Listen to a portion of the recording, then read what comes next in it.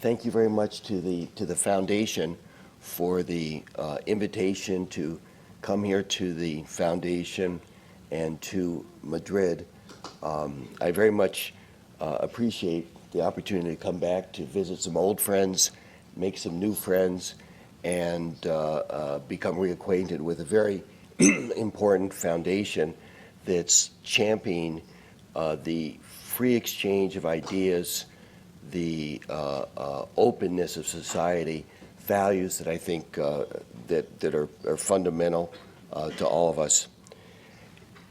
It was in this very same city, Madrid, when the president of the European Union, Romano Prodi, a little over a decade, came to the Instituto Empresario, más o menos.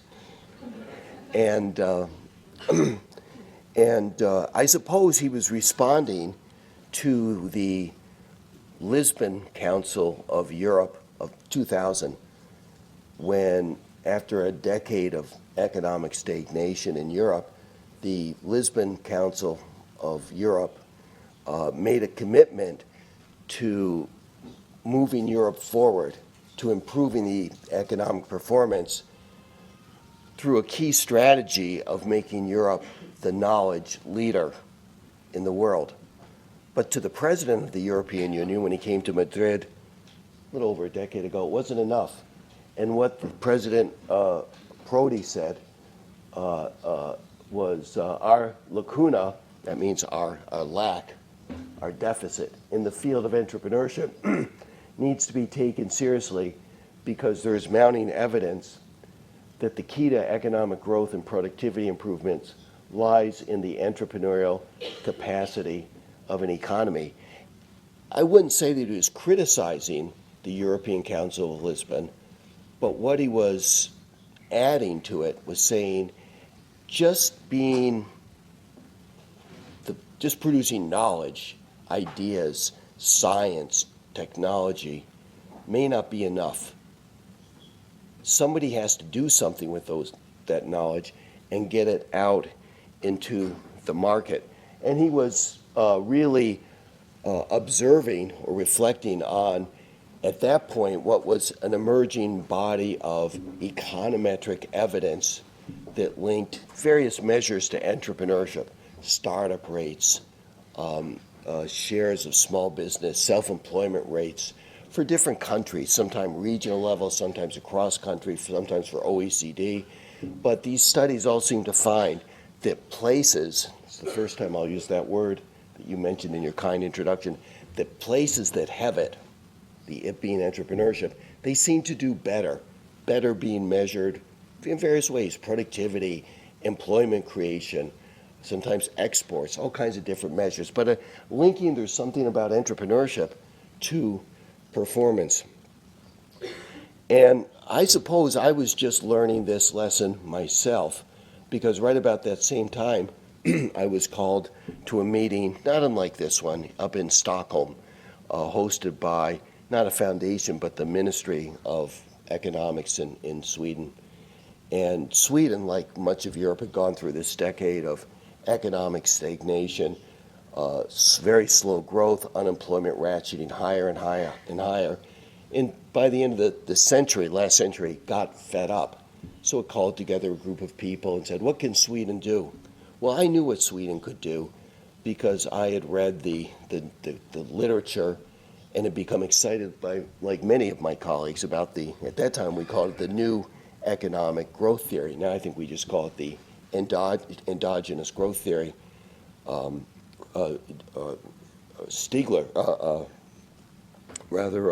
Solow, the MIT economist, had won a Nobel Prize for saying what drives economic growth is essentially physical capital. And you'd add labor to that, and that's what mattered. But then Paul Romer came along and said, no. What matters is, sure, physical capital matters, but ideas matter, knowledge matters. To you young people, even to those of us not so young, this is now obvious today. But at the turn of the century, it wasn't. And I think that Romano Prodi, the Council, the European Council of Lisbon, was a policy in action reflecting what economics had learned. That is, yes, factories and plants, physical capital matters, but so do ideas, so does knowledge, so does science, so does technology. So I marched into Stockholm and said, I know what you need. You need to invest in knowledge. You need to invest in research and development. You need to have more patents. You need to invest in better education, create human capital. You need to invest in culture for creativity, kind of a broader sense of what knowledge is. And I remember our host that day, the Minister of Economics, said, well, we're sure the professor must be right, but nobody will ever believe him here, because by any measure that the OECD uses, R&D per GDP, or patents per capita, or measures of human capital, education, labor skills, culture, Sweden came out number 1 or number 2 on the list. And that was the first day when I heard the phrase, the Swedish Paradox. And what the paradox was, Sweden seemed to be doing everything that the endogenous growth theory suggested. It was investing into knowledge. The paradox was it wasn't being translated into what mattered to society, that is, into jobs, into growth, into productivity. It wasn't creating a better economy. There seemed to be some kind of block. It wasn't happening automatically, which is assumed in those models of endogenous growth. In fact, the very same Romano Prodi liked that characterization so much, he stole it, borrowed it for the EU, and pretty soon people were talking about the European paradox, which was, yes, Europe has, globally speaking, had very high rates of investments in new knowledge, research and development, education, human capital, training, not to mention cultural awareness of different societies and so on. And yet that didn't seem to be translating into the things that society cares about, into growth, into jobs. And I suppose I walked out of Stockholm that day with the same realization that Romano Prodi had as president of the EU, that is, it's not enough to have those investments in knowledge, in science, in technology. They're very important, but there's still a missing link, because that knowledge doesn't spill over automatically for all kinds of reasons. For example, there were in the Bundesland, the state of Baden-Württemberg, back in the 1980s, at IBM, there were 4 young engineers, and they had been trained, that is, there had been investments in their knowledge. They'd been trained partly by IBM, partly by society, by the state, and by Germany overall. These are investments in human capital. Out of this human capital came a new idea, which was a new kind of software that their employer, IBM, should make. So, in a way, there's the production of knowledge coming up as a result of that investment.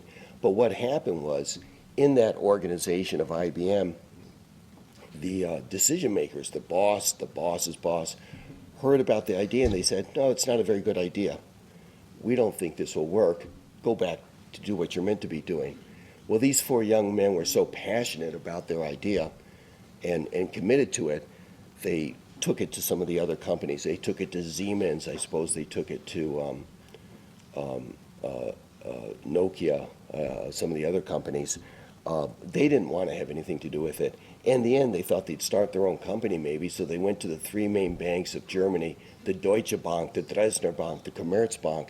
The banks liked the idea, but they said, well, if it were a good idea, IBM would be doing it, so it must not be very good. So that didn't work. Well, fortunately, through family relationship, they got some startup finance from a little family, a regional bank in Baden-Württemberg near Heidelberg. They started SAP, and the rest is history, which is now a global concern. But the point is, the knowledge didn't just spill over the way that it's in the models of endogenous growth. In fact, it wasn't going to spill over at all for commercialization. It took the entrepreneurship of these 4 young men who actually had to take that idea and take it outside the firm and then do something with it. And I think what that tells me and Romano Prodi and other people is that, well, Robert Solow in his work had suggested, yes, there is what he called technical change, there is knowledge, there's innovation, and it's in the residual of his model. Those of you who know economics know it's physical capital and labor determines economic performance. Yes, there's what he called technological change, but it's the residual, and it can't really be predicted. The policy implications are a little disturbing. No one ever talks about it. He's in a famous quote, he's attributed with saying, he said, knowledge falls like manna from heaven. It will rain on you if you're lucky. So the policy implication, I suppose, is religion. Pray. Pray it rains on you if you're lucky, and if not, you're unlucky. Well, that somehow isn't very convincing to economists or anybody else. Romer, in his endogenous growth model, had it more explicit. That's why it was an endogenous growth. And that is, companies they could create innovation by investing in knowledge. And that knowledge is particularly potent because it would spill over for use by other companies or individuals. Other economists identified that the geography of the spillover was localized, so it was within close geographic proximity to the source of the research and development or the human capital or the innovative activity. So that what that meant for policy says, if you locate companies and people close to knowledge sources, they're going to be able to access and take advantage of that knowledge. It'll blow over like the way wind will blow a negative externality, pollution onto neighbors. Well, this is a positive externality.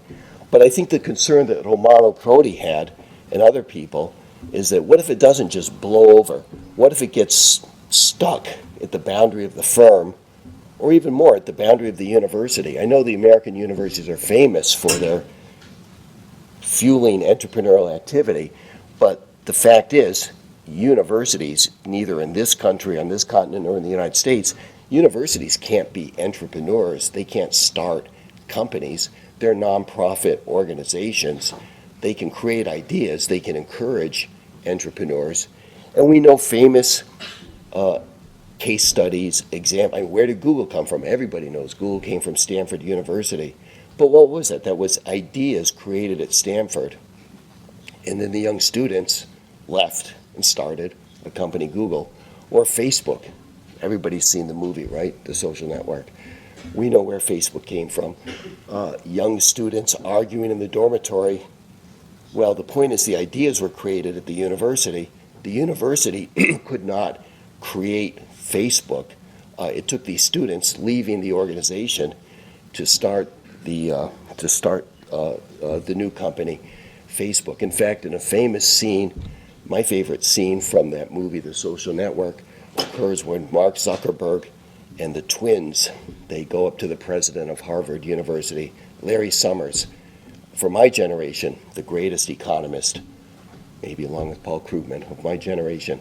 So they go to Larry Summers, and the twins say, well, Mark Zuckerberg stole our idea. And remember what Larry Summers says? He says, boys, this is Harvard. Get another one. Well, he didn't recognize how valuable this idea was. And this is the problem or the challenge of a knowledge-based or an idea-based economy, when ideas and knowledge drive growth. Nobody really knows, is it a good idea or isn't it? Which is why we end up with what some people characterize as the knowledge filter, which is really a barrier from the organization creating it So it won't necessarily just spill over, because ideas they're highly uncertain. Nobody knows. Is it a good idea? I guess a lot of people didn't think Facebook was a good idea, Google was a good idea. It goes, SAP was a good idea in that example. It's almost inherent. If it's a new idea, nobody can really be sure is it going to work until it's tried. There's asymmetries, so the smartest economist in the world, in the universe, Larry Summers, he didn't think it was a particularly special idea. He said, boys, get another.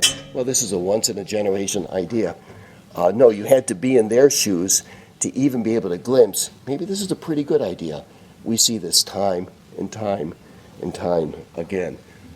There's something different about ideas and knowledge. And so I think for Romano Prodi back then, but also for me, and I think for a lot of other scholars, policymakers, thought leaders in business and policy, it started to dawn on us. Yes, there's always been entrepreneurs, there's always been small business, but we started to realize that the reason why they're important, not every small business or entrepreneur is important in this sense, but they have the potential for serving as the conduit, the mechanism, for taking those ideas out of one organizational context where they're created. Could be IBM in the example of SAP, or it could be Harvard in the example of Facebook, or it could be Google in the example of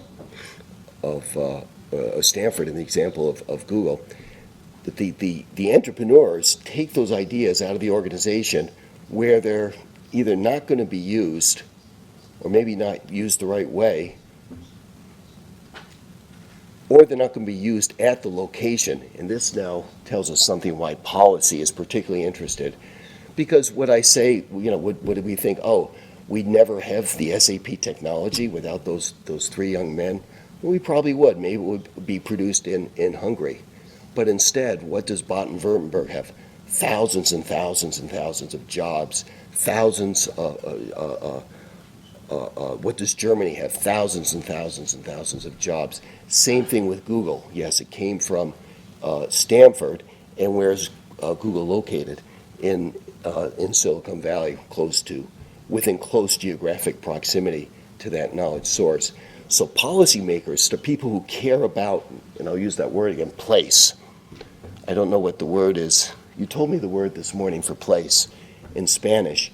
I know in my language, English, people don't like that word place. It's vague. Does that mean a neighborhood, a region, a city, state, a country? It can be all those things, right? But we know that people care, not everybody, but some people care. They have a vested interest that their place, whether it's a city, a province, a state, a region, or a country, that it does well. In terms of economics, if you're a business, and I talk to a lot of CEOs, many of them feel they have sunk costs in the place where they're located. They have lots of talent, lots of human capital, with family, with human connections. The networks, the social capital, are place dependent. If they have to leave that place, there's a tremendous cost to be paid. It would be better that the place does well for a lot of reasons. That's just one example why businesses would care about their place.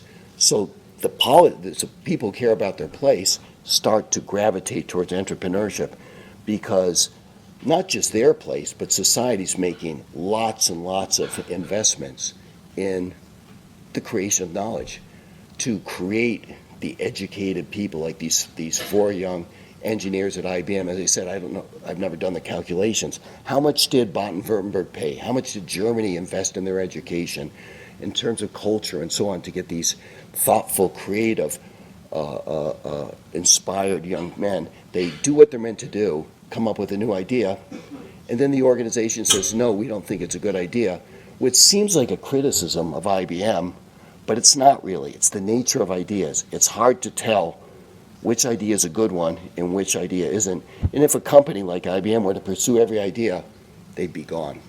They have to pick and choose. It's a complicated process. It has to do with uncertainty and asymmetries. So entrepreneurship becomes important not just for individuals who want to pursue their dreams to link it to freedom. Fortunately, those 4 young men in Baden-Württemberg, they were in a society that was free and open. They had if they'd been in East Germany, they wouldn't have been able to do this. If they'd been in a place where there were more barriers, more difficulties to get finance, to get people working for them, it would have been more difficult. In all these cases, they had to be in a society that was open and free. But so yes, the entrepreneurship is attractive to them. That's the way they can pursue their dreams. But it's also attractive to the place because it's the mechanism that enables a place to accrue a return on the investments. Partly that place makes in knowledge, but partly they're free investments. Other places, other people have made investments.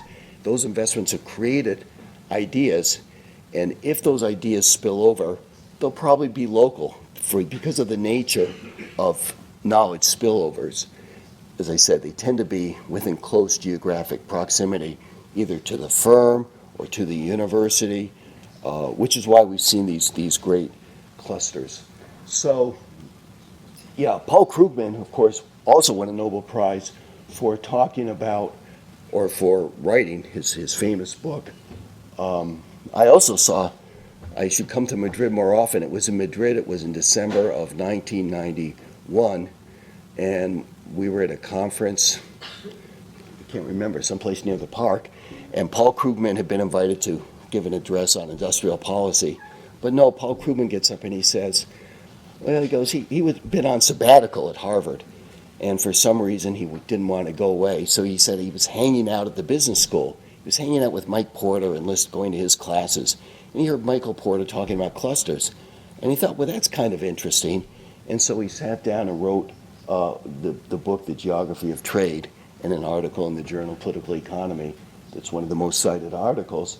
And in that work, he analyzes why does economic activity tend to be spatially concentrated, geographically concentrated. I mean, you look at look at any country really, but certainly this country too, and we can see economic activity is concentrated, certainly in cities like Barcelona, Valencia, Madrid.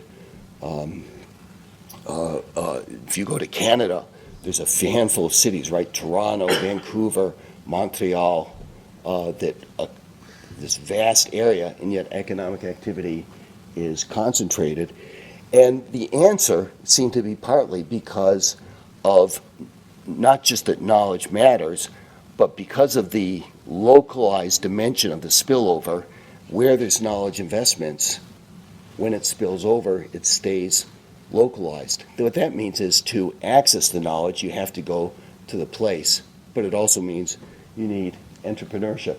Now, in some ways, this isn't really new. I mean, when I walked into Stockholm, just like the European Council of Lisbon, I said, well, what Sweden needs, just like the European Council of Lisbon said, what Europe needs is more investment in knowledge. That's a factor or a resource. And the entrepreneurship is actually not about the knowledge or the factor, but it's about how is it structured. Is it in one company or is it in new companies?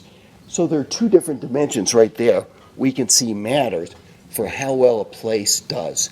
One is to do with factors and resources. If it has the right factor and resource, it may do well. And the other is to do with spatial structure and organization.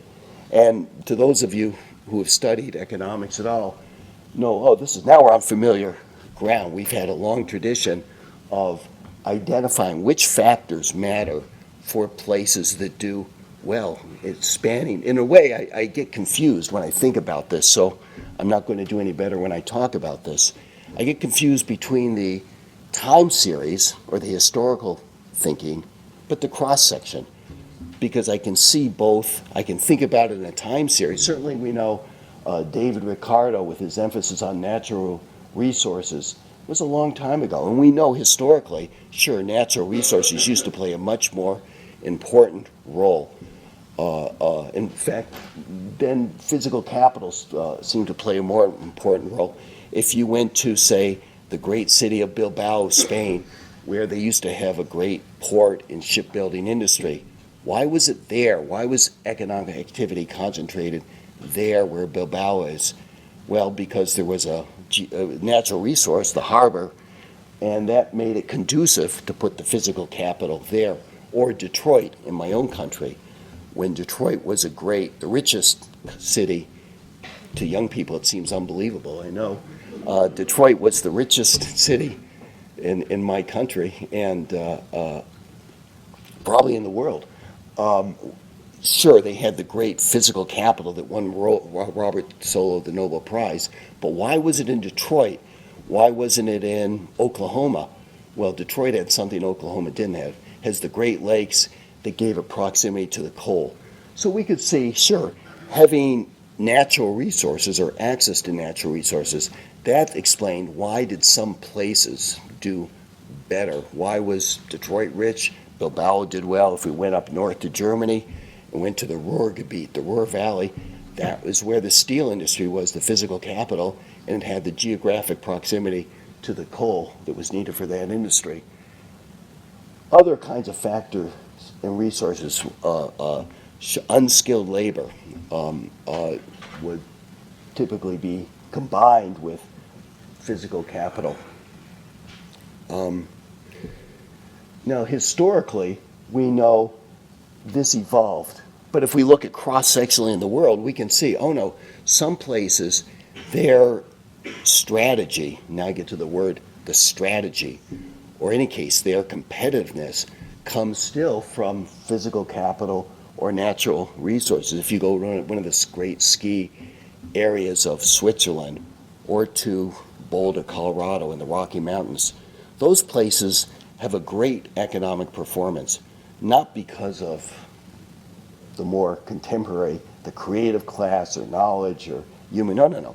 It's based on, natural resource. They've got a mountain or some of the great resort areas in the south of Spain or in Europe or any place really. Sure, they're leveraging that natural resource. So in a cross-section, not to mention, we know there are parts of the world that utilize their natural resources. That's what drives their economic performance, just as we see physical capital. So I can see that these are still, I would say, strategies used by places. So in a way I can see, we're kind of evolving through time, almost from the top down to the bottom, but in some ways, so in fact, had I gone into Sweden maybe around 1980 and said what they should do, I'm sure I would have said, you need to invest more. I never would have said knowledge. Paul Romer hadn't even written his paper yet. I would have said, you need to build more plants and factories, invest in physical capital.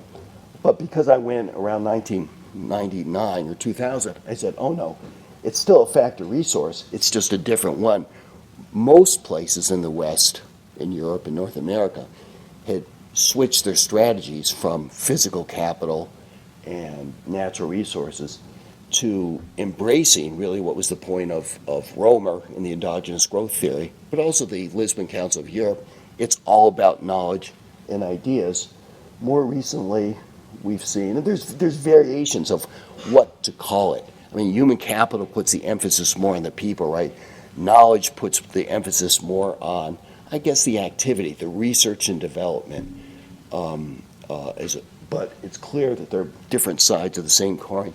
Richard Florida, who's very popular in the policy communities, he puts the emphasis on what he calls the creative class. Now, the great economist at Harvard, Ed Glazer, he wrote a book review of Richard Florida's book, The Rise of the Creative Class, written in 2002. And Ed Glazer, if you type in Google, if you type in Ed Glazer, Richard Florida, creative class, you'll see this book review come up. And Ed Glazer says, how can you judge a book? He goes, there's three criteria. Is it correct? Is it well written? And do we learn something we didn't know? He looks at the first argument and says, it's clearly correct. We've known human capital matters a lot. So that's correct. Secondly, is it well written? It's a wonderful book to read, lots of interesting examples. But the third criteria fails.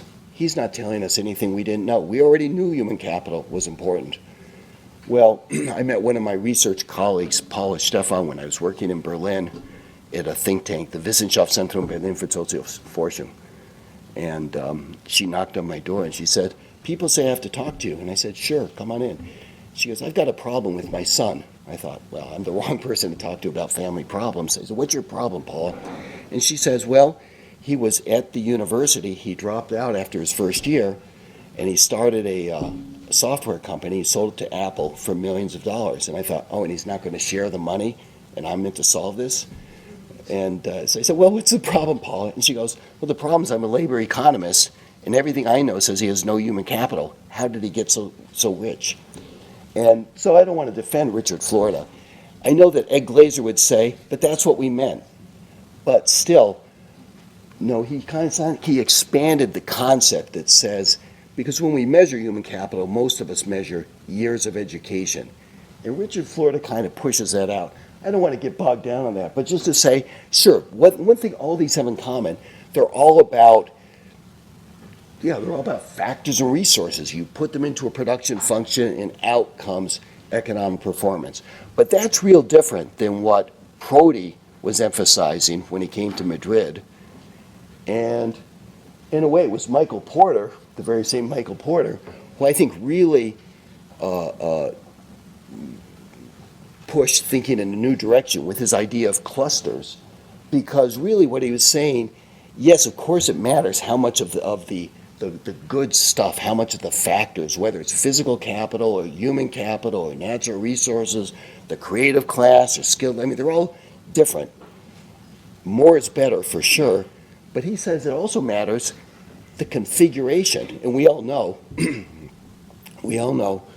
I was at the, I don't know, about 2 years ago, I was in San Sebastian at the global cluster managers annual meeting.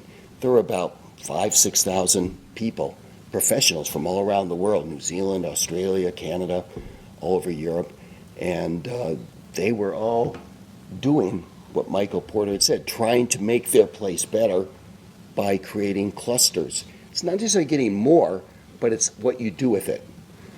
And so really what Porter's idea is about the structure, the organization of that economic activity in space. And he was really saying you can't just throw it into a place, but rather you've got to make sure that it's structured in a complementary way through these clusters. That's not the only idea about spatial organization and structure. Kenneth Arrow, another Nobel Prize winner, had really argued that the key to a strong performance is to have economic activity specialized in one thing. There'll be economies of scale and returns. That makes sense. Jane Jacobs, not really an economist, but it doesn't matter, it's a good idea, actually argued she's a famous, sociologist from Toronto, and she argued it's actually diversity, having differences. If I were to translate that into contemporary language, what Jacobs was picking up is if knowledge spillovers drive performance, having ideas, but exchanging those ideas and creating new ones, if everybody's actually doing the same thing and thinking the same thing, how can you really get knowledge spillovers? So you actually need a structure of complementary but different types of economic activity and people. She's actually talking about people at a place. Interestingly enough, it was kind of a dream team of economists in 1992. Andre Schleifer and colleagues who did a pretty famous article published in the Journal of Political Economy called The Growth of Cities. And they test who's right. It's almost a competition. Who's right, Ken Arrow or Jane Jacobs? Which is better for cities, if you've got specialization or if you've got diversity? They also test the next two. Do you have a monopoly power in a place, kind of like we saw in Bilbao? I know there's only a few shipbuilding companies in Bilbao. Or in Detroit, there are only a few auto companies. Or is it better to have competition, lots and lots of small companies who are competing with each other? The localized means actually the competition's really in the input markets, the market for talent, the market for ideas, because that means if somebody gets an idea and they can't do it at one company, they can go to another company, or it's easy to start their own company. And so in this article, The Growth of Cities, Andre Schleifer and his dream team of economists, they test, in a way, the specialization versus diversity hypothesis and the market power versus competition. And at that point, using data from the United States, they come out with its diversity and its localized competition. There have been lots and lots of replications, including using data for Spain. Mostly that's the way the studies come out. And then, of course, they've got entrepreneurship that I somehow started with because, well, that's my favorite, as you heard in the introduction. But I would say, is entrepreneurship more important? And here, in a way, is my dilemma as places, whether we're talking about communities, cities, regions, provinces, states, countries, as they've evolved over time in the West, at one time getting, they call it, certain economists call it smokestack chasing. The idea was, can you get the great manufacturing companies to locate in your place? If you could, you're set. That was really chasing physical capital. And I know, of course, there was a time, we were all much younger then, in Spain, when attracting inward foreign direct investment of the auto companies seemed like a great strategy. It probably was a great strategy. It was a different time, but it was a strategy, and it seemed to generate a performance. Then there was a time, really, when clusters seemed to be really important. That was a shift to not just attracting the companies, but making sure that you have the right constellation, the right spatial structure and organization. More recently, we've seen this emphasis on human capital, the creative class, on the role of knowledge. Of course, so I'm thrilled to see, as we heard in the introduction, that it's not just in Spain. Of course, it's all over Europe, it's all over the world. Entrepreneurship seems to be the mantra of the contemporary policy, and I'm thrilled to see that. But in some ways, I suppose my book and my talk is about, but I think it's important to see entrepreneurship as one strategy in just the spatial structure and organization that's one leg or component of the strategic management of a place, of places. I've already told you one dimension has to do with factors and resources. They matter, but how they matter has varied over time, and it varies across places. So I'm probably resistant to people who say, oh, we need the creative class, we need human capital. I mean, I think these are great, but I think physical capital is great. I come from Indiana. I wish we had mountains and we had an ocean. We have neither, but we'd be better off if we did, that's for sure.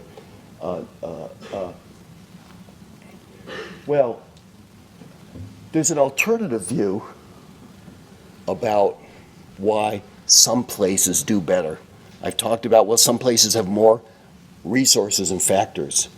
I mean, we know Norway, I believe, is the highest GDP per capita in Europe. And we know probably the reason for that is resources and factors. They have oil. That's the end of the story.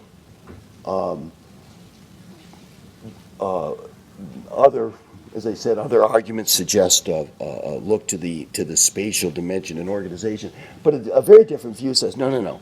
It's not about factors or resources or the way economic activity is organized at the place. A sociologist, Annalise Saxenian, a professor at the University of California, Berkeley, she wrote a pretty famous book back in 1994 called Regional Advantage. And what she did in that book, she compared two places, Silicon Valley and then Boston, or Route 128 around Boston. And she really asserted and said, well, they both have great factors and resources. They both have great universities, knowledge. They both have great skilled labor forces, high human capital, lots of scientists, lots of engineers. Then she asked the question, why is it that Silicon Valley keeps beating Boston every year in terms of performance? She doesn't even show it. She just assumes the readers, we all understand that. It would be like asking, why is it that Barcelona keeps beating Real Madrid every year in soccer, right? Is that true? I don't know. Does that happen? But in some ways, she's comparing two, not teams, but two places. And her answer is one word. Actually, it's 3 words. Chuck's Wagon Wheel. Now, she's writing this in the middle of the 90s. Some of you may not have even been born, looking at the audience, but we remember the mid-90s. And doesn't mean it would be true today. This was before the internet. But Chuck's Wagon Wheel was or is a bar, a restaurant in Palo Alto, and after work, the software engineers would go there, stop, and then they'd have a drink, and they do what people do when they get together. They start to talk and exchange ideas. In the contemporary analysis, we'd call that a knowledge spillover. Knowledge spillovers were happening. We'd also call that networks or social capital. People knew each other. They had relationships. In Boston, I'm sure many of you have been to Boston, especially if you've been there in January or December and it's cold and snowy, you get done with work, you just want to go home and sit by the fire. There was no Chuck's Wagon Wheel. And you didn't get the knowledge spillovers. So it's, in a way, she's describing what's assumed in the Romer model. The knowledge spills over, but she's really saying it doesn't spill over equally. There's some places that are more conducive to spillovers. She's saying, she calls it culture. In a way, Acemoglu and Robinson, in their popular book, Why Nations Fail, they also point to culture. And so this is another dimension that seems to matter why some places it's an ingredient. It's not enough to have the knowledge, possibly even the entrepreneurship, but you also need a culture that's conducive to spillovers in entrepreneurship. And so given this, there's a mandate for entrepreneurship policy, whether we're talking about the Council of Europe, the Lisbon Council of Europe, or the more recent smart specialization policy. Notice that's about places. Places have to design a strategy where they create a vision and a strategy how to generate a strong performance. And of course, in the States, we have the same thing. I don't have time to talk about even one of these policies, let alone many of them. But I think this is the sense that policymakers start to realize, yes, entrepreneurship's good for people, it's good for the entrepreneurs, it's good people can realize, but it's also good for the place. In a strange way, I'm also trying to point out, but it's not the only strategy for places. So in a way, what Annalise Saxenian had stumbled into is today what we would call networks, linkages, interactions, social capital. A very different dimension of that human, and the human dimension is the third pillar, really, of what I would call what matters for places. Sure, factors and resources, how much of these needed inputs, how they're configured in space, the spatial organization and structure, but then leadership, or the human dimension, which includes social capital, but also leadership. So even in this country, I happened to be in an audience like this one, listening to a speaker, John Mendez from Bilbao, from the Basque region, and he explained how he was the man who single-handedly turned Bilbao around from a poor, impoverished, struggling, failed shipbuilding industry, and therefore a city that was struggling, to a very prosperous, increasingly dynamic region. And I bet some of you know what made the difference, and that was he was the man who convinced Bilbao and the whole Basque region to invest in going after the Guggenheim Museum to locate its first museum outside of New York City in Bilbao. And I suppose at the time it must have sounded fantastic. It must have sounded fantastic. Why would they even locate out of New York? But then if they did, they would surely go to Rome or Paris or Stockholm. Bilbao, it's just Madrid, Barcelona, Bilbao must have seemed fantastic. I don't really know what they did to convince the decision makers at the Guggenheim to do that, but they succeeded. The museum went there, and I suppose I have colleagues who would say, so they put a museum there, what difference does it make? It seems to have made a big difference. It's changed the way the rest of the world looks at the place, at Bilbao, but also the Basque region, where rather than seeing a decaying, declining industry, the way people look at Detroit, instead what they were looking at was an interesting, artistic, culturally awakening place, and that started to attract artists, creative people, the culinary scene, the Rioja wine started. Of course, Rioja wine had been there all along, but because tourists came to Bilbao, they went home with Rioja wine, and this helped Rioja wine become a great global brand. So this was part of changing the image of Bilbao, but also I'd say the identity, how people there at the place thought about themselves, how the kids thought, what are we going to do when we grow up? Are we going to be unemployed people like our parents? No, they could see there were alternatives, and the performance of the place has no doubt improved a lot. Well, an example from my country, from the United States, is explained by Al Link in a wonderful book called A Generosity of Spirit. Al Link's an economist at the University of North Carolina, and he analyzes Research Triangle. I thought what he would do would be to show how the startups increased and how the growth and productivity increased after Research Triangle. No. You turn to the first page of the book, and you see a photo of the governor, which is unusual for an economist to start a book with a photo. And what the generosity of spirit is that in the 1950s, North Carolina was the poorest state in the United States. Its strategy was based on three industries: tobacco, kind of small-scale crops, vegetables, and then very low technology textiles, just a modicum of technology, so that wages were low, unemployment was high, prospects were low. And as the leaders of the state watched the youth flee the state, they go to California, they go to New York, they just any place to get out of North Carolina, they knew they had to do something. It was that leadership that created what Al Link calls in the title of his book, A Generosity of Spirit. Now, where leadership comes from, I don't know. I know that some places are fortunate to have it and other places are not. It seems to make a difference. So the human dimension matters. And then I probably have to finish up fairly soon, right? We should finish up fairly soon, yes? Yeah.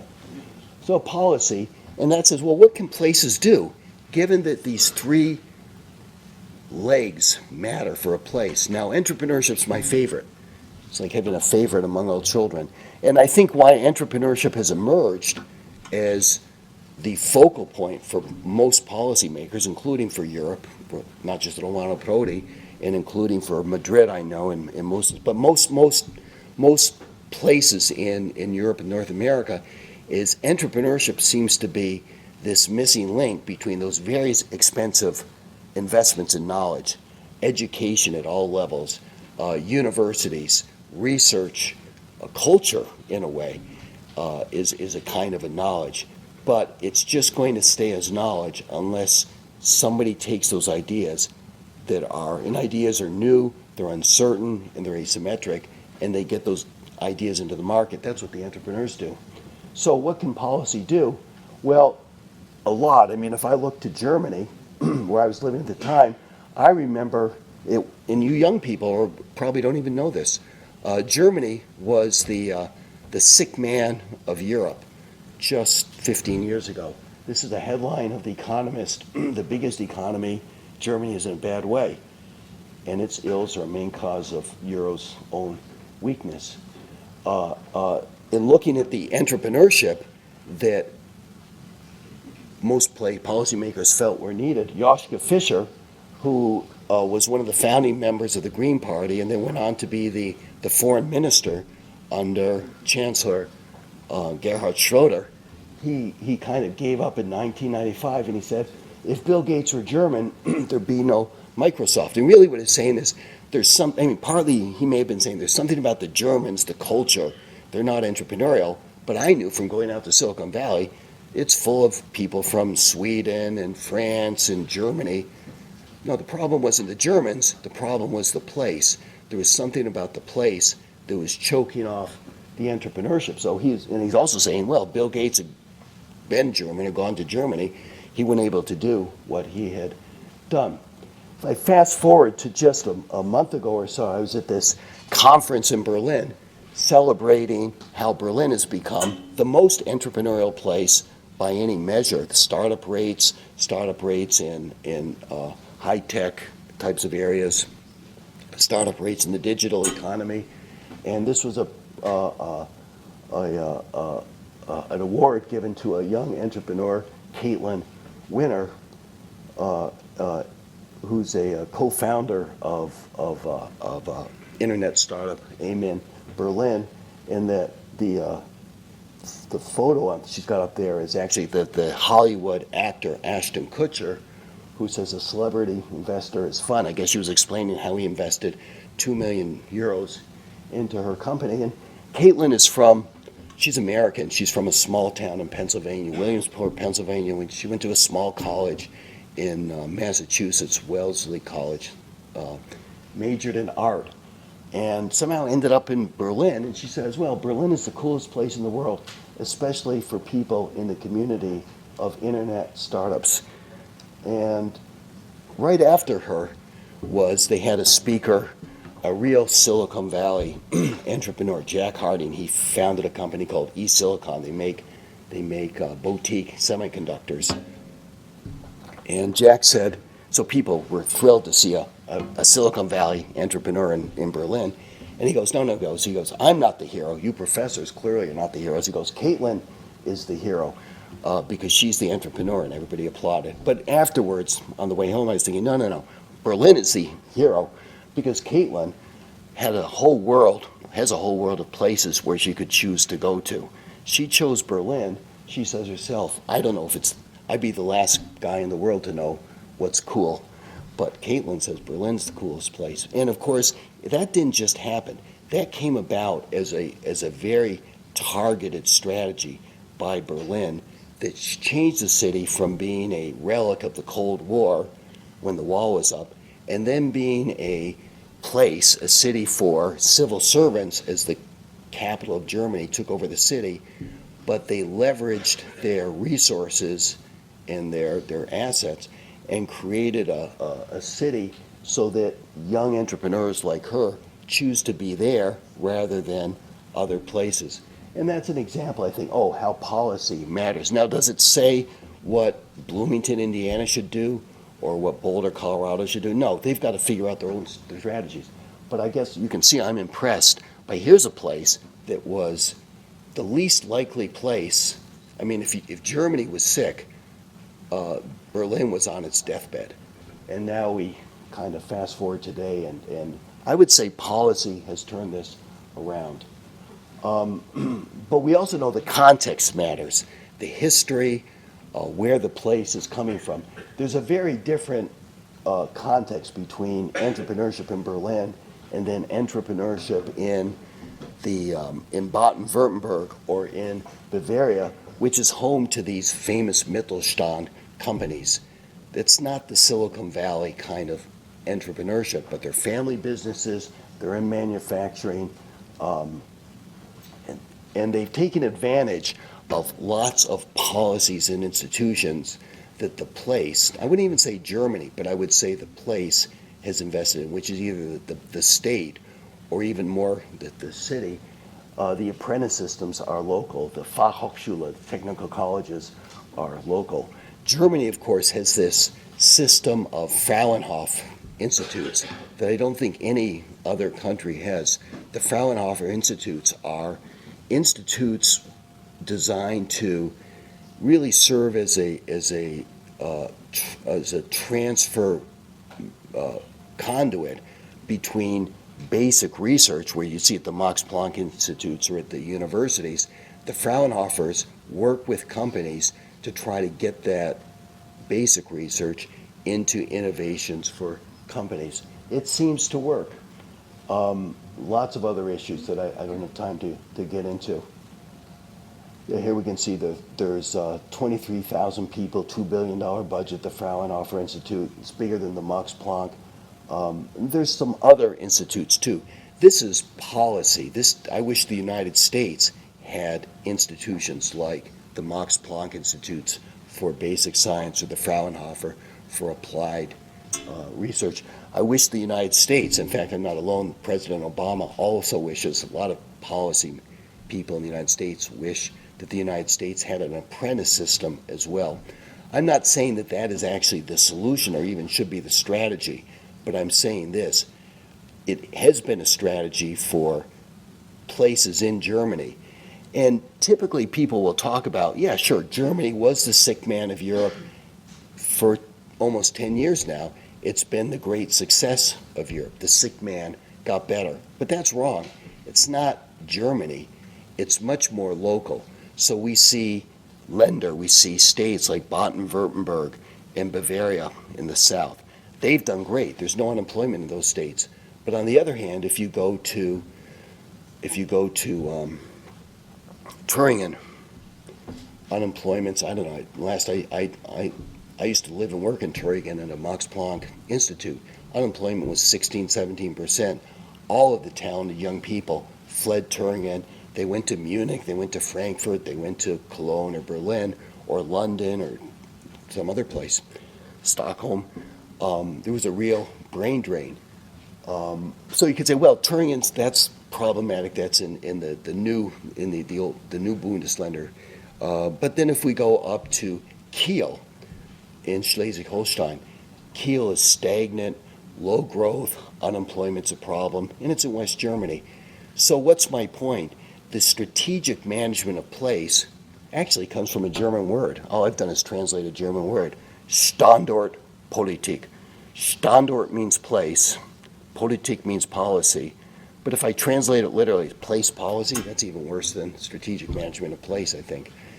But it's legally mandated in Germany.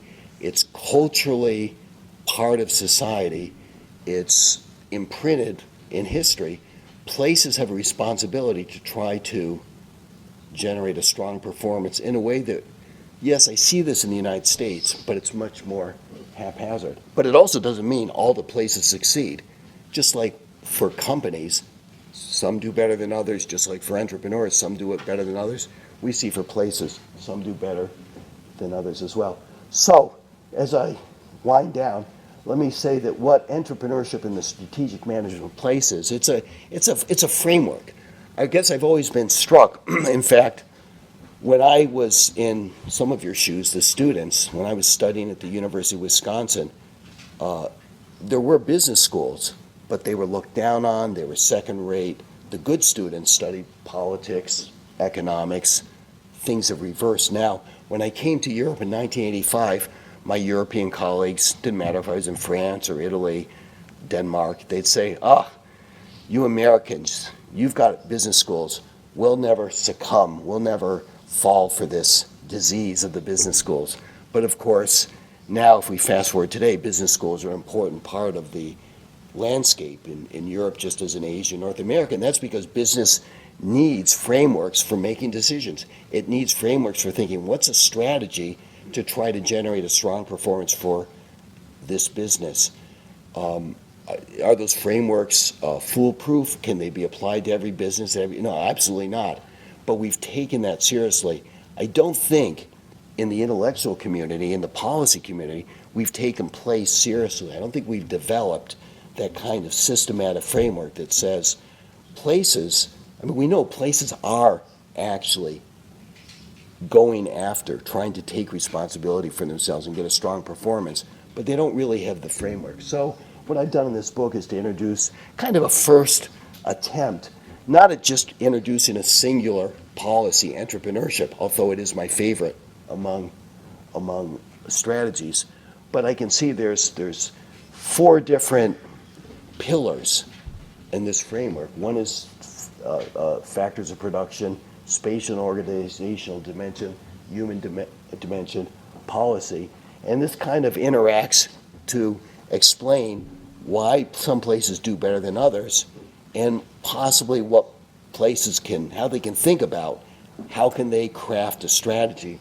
to generate a strong performance. So in conclusion, I want to say entrepreneurship is it's one of these strategies, but it's a key strategy in the policy arsenal for thinking not about the strategic management of companies or organizations. That's important, but this is about place. But what that strategy should be, it's place specific. And I think that's frustrating when I go around. So if I go to, I don't know, I was in Huntsville, Alabama, which is interesting. It actually has this great cluster of aerospace companies. It has a great endowment of PhDs and high human capital. And they wanted to know, so what should we do? Well, I don't know what they should do. They've got to figure that out themselves, because I think the strategy is specific to each place. This is not a formula that each place can follow. But I think that's true for the strategic management of companies and organizations. What holds for one company is different for another company. And if you're inclined, you can read about it in this new book. Thank you very much.